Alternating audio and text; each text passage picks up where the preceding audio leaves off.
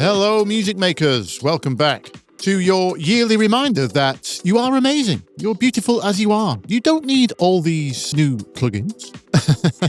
Well, maybe not new paid plugins. If you've not seen my channel before, hello, welcome. I'm Bthelick, a professional musician, producer and engineer in the dance music space. And a while ago, I was let down by big companies like Waves and Universal Audio. But as my ears have gotten pretty good, it hadn't escaped my attention how good many of the free offerings were getting. So for my future benefit, I walked away from $10,000 worth of plugins, and I've stayed away ever since. But that begs the question, what are the good free plugins? And now most of my problems have been solved with freeware, what does it actually take these days for me to hand over some cash? Let's discuss. First, let me make you aware of this video I made last year. 75 free plugins I use professionally every day. That list is still relevant, so instead of repeating myself, treat this video as a part 2, where I'll be going over what I've swapped out for better ones, new discoveries in the last year, and of course, what I actually purchased, and was it worth it? Also, quick disclaimer, just like last year's video, there won't be any audio examples. We're going to speedrun this, otherwise you'll be here all day. Okay, updates and swap outs. New free instruments I can recommend are Drumclone. We saw that in last week's video, stealing kick drums. If you've ever struggled to match the kick drums of your references, well, no longer. Ripchord, not technically an instrument, but MIDI chord maker thing. I've done a video on that too. And yes, I'm working on a bunch of presets for it around famous progressions because the feedback was really good on that video. Not a plugin, but if you want to rip the chords of a track, then the best chord detector I've found is Samplabs. Go to this website, upload a loop, and it will tell you the chords within with pretty good accuracy. And as for Labs by Spitfire Audio, I was recommending this for pads, strings, pianos, that kind of thing. I had a lot of comments complaining it was no longer free, but it was. They made it really hard to find the free version for a while, and then we found out why. Spitfire has now been bought by Splice. They've now launched something just called Instrument. The good news is, as far as I can tell, all the free content is still in there. The instrument is free, and it's actually a bit easier to use now. Of course, being Splice, if you're not a Splice member, then there's going to be extra sounds you won't have access to, but that was always the case with Labs anyway. The Masker by University of Milan. Technically, this featured in last year's video. It was on screen, but I forgot to talk about it. Many people in the comments thought this was an equivalent to Soothe, and I saw a couple of reviews making this mistake as well. But it's not that at all. It's a Spectral sidechainer. The paid equivalent would be Track Spacer, not Soothe. So let's say you've got a vocal fighting with a pad. You put this on the pad, set the sidechain to the vocal, and it will make room for the vocal to come through, but only when the vocal is there. Anyway, no need to spend too long talking about this because I actually swapped it out this year. I found Florah Lite by Ewan Bristow to be a much better version, particularly in the low frequencies. This has been the only one I found which is fast enough to sidechain from a kick drum too. Track Spacer couldn't even do that, so this is better than the paid option. It requires you install a meta plugin called Plug Data first, but that's only a couple of extra clicks, and it's worth it. Plug Data looks like a very promising plugin environment. Actually, I'm super tempted to learn it myself, but even if you don't want to make your own plugins, there's lots being made for it. Most of them being free, and the rest being extremely cheap. And from the ones I've auditioned, it's an extremely quick way of getting some very unique sound design. Check out Freaky Table, which is like a wavetable filter, and Dioni. That's like a wave-stretching spectral filter morphing thing. Anyway, watch his videos. Lots of really creative sound design tools in there. Okay, as for EQs, well, there's no new ones. I stopped looking for EQs years ago. There is a filter, though. Blepfx released Filter, and a couple of other free plugins, actually, which we'll take a look at later. Now, Ableton's built-in filter is really good. Coded by the guy behind Cytomic plugins, Andy Baldwin, a filter has to be really good for me to consider it alongside the stock one. And this is, instead of being analog modeled over specific circuits, this has lots of different drive options like chew, fold, fuzz, on top of a really nice sounding clean option. There's every possible filter type you could think of, lots of modulation possibilities, not just of the cutoff, oversampling, and a built-in limiter. Very nice. While we're on EQ type things, another quick mention is the ZL equalizer got a big update. This is now the closest free equivalent to FabFilter's Pro Q4. That user interface is still a nightmare though. Now, this next one isn't a plugin, but I think everyone should grab it. I'm always going on about ear training. None of these tools are at their best without good ear training on your part. If you can hear things better, then you pick better sounds in the first place, then you don't have to mix, and it's just, in general, a lot less steps to get where you need to get. In comes EQ Academy by Mastering the Mix. This is basically an ear training game with EQ. Last year, I recommended if you were going to part with some cash, an ear training website like SoundGym was a good option. Well, this is like a free chunk of that website. A bit more involved, actually.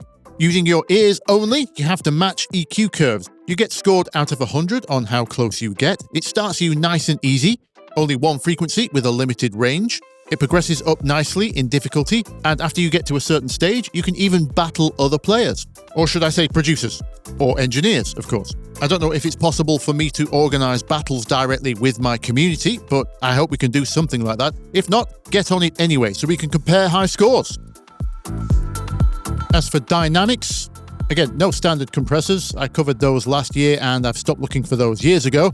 There is a new creative option, though. If you didn't think OTT was over the top enough, try 8TT, an 8-band version. Yes, you can completely smush a sound, but luckily there's a mix parameter, so it doesn't have to be all in. It comes with some really nice creative presets too. As for reverbs, again, I've no need for any more, but I must admit, when I finally tried this one, it did impress me. It's been out for over a year. I have been aware of it, but I didn't even want to try it. Magic 7 is a recreation of a Bricasti M7, a very high-end hardware reverb from the late 2000s. But as expensive as it was, I never really liked them. Back then, my gripe with it was it didn't know what it wanted to be. It wasn't as good as the best fake verbs, like the lexicons, but it wasn't as good at realism as the TC Electronics either. Also, this recreation is based on impulse responses, recordings of the original, so that means you can't alter things like the reverb time. But I've had enough people now telling me I really need to check this thing out, so I did, and yes, it's really good. It turns out being in that middle ground between digital and real, and not having too many parameters to play around with, including reverb time, quality of life features that weren't in the original, like built-in ducking and smoothing, in practice means you get to a really good sound really fast. As for delays, I had a lot of people asking if there were any Mac equivalents for that really good tape delay Variety of Sound did, and this year Sonimus released Delayson, which, while it can't self-oscillate off its own noise like the Variety of Sound plugin can, it will go into a very convincing runaway oscillation once triggered with any sound. At last, a good option for Mac users who aren't on Ableton. For modulations, of course, Valhalla's space modulator has most spaces covered, all except a good phaser. Enter the wonderfully named Sheepadoodle by, Pubis? Anyway, it's really good. Onto stereo stuff. Last year I showed off ARX, which was a really good utility for managing multiband width. But apologies, I didn't realize it was PC only, that one. So if you missed my amendment in the description, here is the good Mac equivalent. It's MONSTR, or MONSTR, as in mono stereo. See what they did there? Nice. You can change the width of up to 6 bands in either direction, positive or negative, full control over the crossovers, but no resizable interface, unfortunately. Also, this plugin came out this year, Tiny Caterpillar. Now, usually I only try to recommend stereo enhancers which are mono-safe. If you don't know why, go see this rant. Anyway, initially, upon looking at the plugin, I thought this might be mono-safe because it just looks like that common EQ trick. You make 1 or 2 peaks on the right side, and then you make the opposite peaks on the left side. That gives you some stereo flavor, but when it plays back in mono, the two should cancel out. Well, this isn't quite that, not in most of its modes anyway, but this certainly has a lot of interesting flavors. It can do subtle width tricks, which are mostly mono-compatible, and it can go quite extreme for creative purposes as well. So you can use it for good or evil. So far, I've liked it most on lead synths and the top end of basses. Onto drives, distortions, saturators, etc. I did say last year that I had a problem collecting these, and guess what? Nothing has changed. Back to Blepfx. I've really been enjoying Destructor and Cruncher. Destructor is just a very useful way of driving a sound. The super easy interface means you can dial in odd or even harmonics, and you can focus that on a pocket of frequencies with the cutoff bracket here. It's got auto gain, and if it's still too overwhelming, there's a mix parameter in the top right, so it can be as nasty or subtle as you like. And I've really been loving Cruncher on lead sounds. Remember I did a video on intermodulation distortion? No? Oh, well, go watch that. But anyway, this is like the post-process version of that. Feels a bit like ring modulation with a fixed oscillator. It's capable of some very cool messed up sounds. If you want to give a sound a little edge or wonkiness, there's a handy frequency focus down here so it doesn't take over the entire signal, a strength parameter on the right here, and on the left, a way of adding stereo by separating the phase of the left and right. Very cool stuff. Now, Time 12 by Tiller, I believe. If you're a non-FL Studio user and you've always been jealous of Grossbeat, then no longer. There's finally a third-party free option. For those who don't know Grossbeat, think shaper boxes, beat repeat, and time pitching mode all in one. If you draw a curve down, time slows down. If you don't curve it and make it jump down, that acts like a beat repeat glitch kind of effect. A very cool creative tool. Then on to Topos, my new favorite distortion plugin. I've used this so much this year. In fact, I don't think it would be hyperbole to say this is a one-stop shop for all distortion needs. Initially, it looks very guitar-orientated, with this section being called Amp, and we've got the speaker section here too. And yes, it does have a selection of guitar amps, also guitar pedals, and we know how good those sound on 303s, etc. It also has tubes, transformers, tapes, cassettes, combined with messing with all the different frequency profiles you can play with here in the speaker section, and a wet-dry mix down here. This might have more uses on synth sound design than it does guitars. That's certainly how I've been using it anyway. It has a paid option which lets you get really nitty-gritty with designing the distortions and speakers yourselves, but there are so many options already in here, it's almost impossible to find something that doesn't work for your sound. Incredible. For the lo-fi lovers, let's say it's Codec got an update to version 2.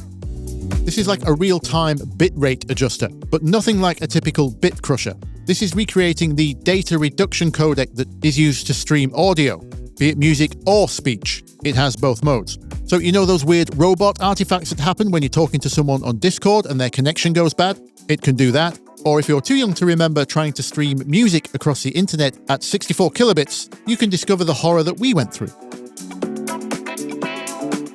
As for Flavour news, a Korean company abbreviated as Cage, with a K, released Clarity.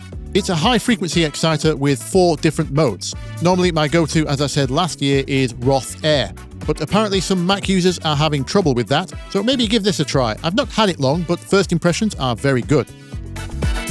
Minimal Audio released Formant. Up until now, the only good free Formant shifting we've had is inside of Melder's pitch correction plugin, M-Auto Pitch. So it's nice to finally have a standalone one, and it's very powerful. Massive shout out to Chris at AirWindows, and an apology. I left him off last year's list. Chris might be the most hard-working plugin developer ever. He's always got something interesting up one of the sleeves of that white shirt, but there are 2 main problems. First, he doesn't code UIs for them, so they would just appear in your software as a bunch of default sliders. Not ideal for getting you in the mood. And secondly, let's be honest, he's not the best at demoing his own plugins, especially to an electronic or producer audience like mine, as he usually demos them on a very sloppily recorded and played little rock loop that he's done. But they have so much more potential. But now someone has done us a massive favour. They have consolidated all of his plugins into one user interface. It's still very basic looking, we just have a bunch of knobs and values, but the description for each plugin is there, and you're going to need it because there are lots of plugins here. I particularly like putting his vinyl and tape emulations onto my top loops. Also, his Macity distortion emulates the preamp of the old Mackie mixers we all used to use and abuse. And last but not least, for the free category, I absolutely must shout out Herb at Variety of Sound again. He cooked an absolute banger this year in Feenstaub HDR. This thing is fat, it is deep, it is 3D, just gorgeous sounding. Hopefully this is the only plugin in this video which is PC only, but my do I feel sorry for you not being able to experience this. So, paid plugins. The burning question, with all that amazing free stuff, what does it actually take for me to hand over some cash these days?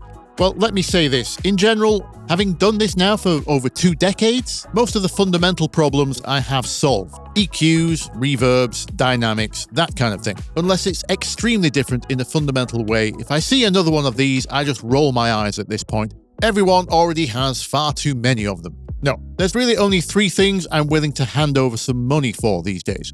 The first category would be creatively enabling tools. Ableton in general was one of these. It was the reason I moved to it. The whole environment just encourages experimentation. And if you have a creative idea, you can usually execute it intuitively and pretty fast.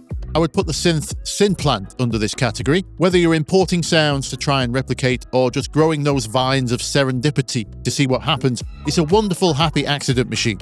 I bought Visco for a similar reason, a great mix of being able to replicate sounds but also having lots of creative possibilities with them.